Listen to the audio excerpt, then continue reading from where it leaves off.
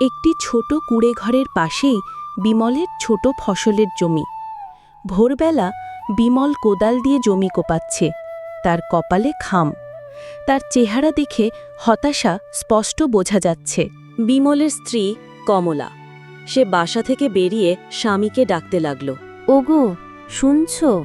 এত ভোরেই কাজে লেগে গেলে? একটু বিশ্রাম নাও। বিশ্রাম? কিসের বিশ্রাম? ফসল ভালো হচ্ছে না। এই জমিতে কোনো জাদু নেই। এবারও যদি ভালো ফসল না হয় তাহলে জমিদারের খাজনা দেব কি করে? আসো, ওই গাছে নিচে বসবে।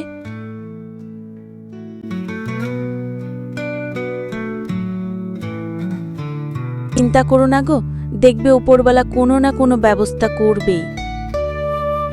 উপরালায় ভরসা অনেক করেছি কমলা, কিন্তু মনে হয় আমাদের ভাগ্যটা খারাপ।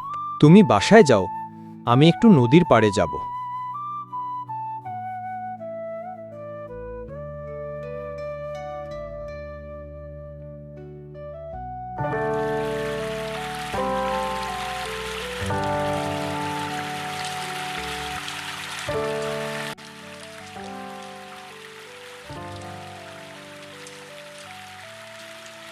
বিমল ক্লান্ত হয়ে নদীর পাড়ে বসে আছে।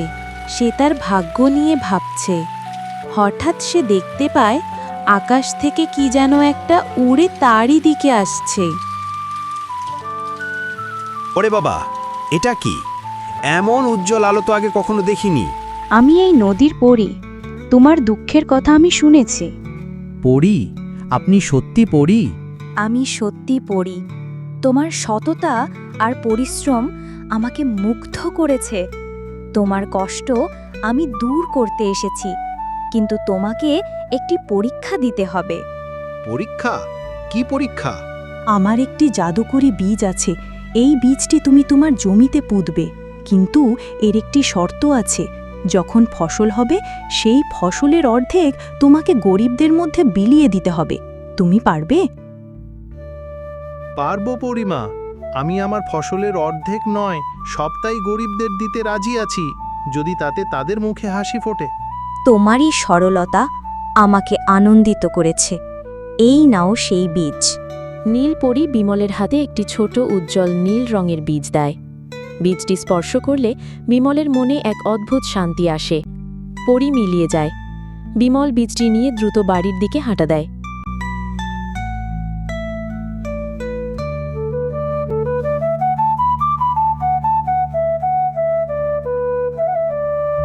বিমল পরীর দেওয়া বীজটি তার জমিতে পুঁতেছে। প্রতিদিন সে পরম যত্নে তার পরিচর্যা করে। অন্যান্য সাধারণ ফসলের চেয়ে এটি দ্রুত বেড়ে উঠেছে।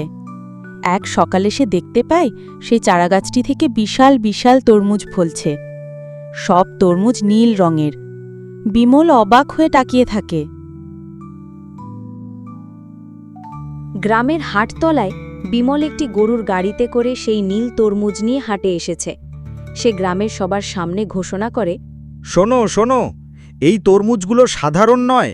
এই তরমুজগুলো দিয়ে আমি গরিবদের সাহায্য করতে চাই। আজ থেকে এই হাটে যার যার যত তরমুজ প্রয়োজন সবাই বিনা মূল্যে নিতে পারবে। গ্রামের গরিব মানুষজন বিমলের কথা শুনে অবাক হয়ে যায়। তারা আনন্দে বিমলের কাছে এসে তরমুজ নিতে শুরু করে। হঠাৎ সেখানে দুষ্ট জমিদার তার লাঠিয়ালদের নিয়ে উপস্থিত হয়। থামো, কি হচ্ছে এখানে? বিমল, তুই আমার থেকে লুকিয়ে এই ফসল ফলিয়েছিস? এই সব তরমুজ আমার জমির ফসল। জমিদার মশাই, এটা পরীর দেওয়া ফসল, এর অর্ধেক গরিবদের দেওয়ার কথা। পরি বলে কিছু হয় না, এইসব তো চালাকি। লাঠিয়ালরা, সব তরমুজ ছিনিয়ে নাও।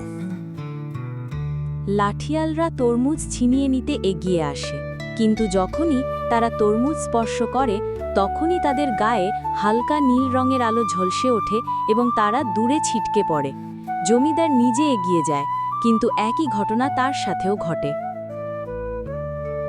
বাঁচাও, বাঁচাও! এ কি হচ্ছে আমার সাথে?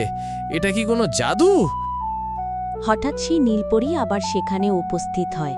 দুষ্ট জমিদার, তুমি লোভী এবং নিষ্ঠুর। বিমলের সততা আর গরিবদের প্রতি তার দয়া আমাকে এখানে আসতে বাধ্য করেছে।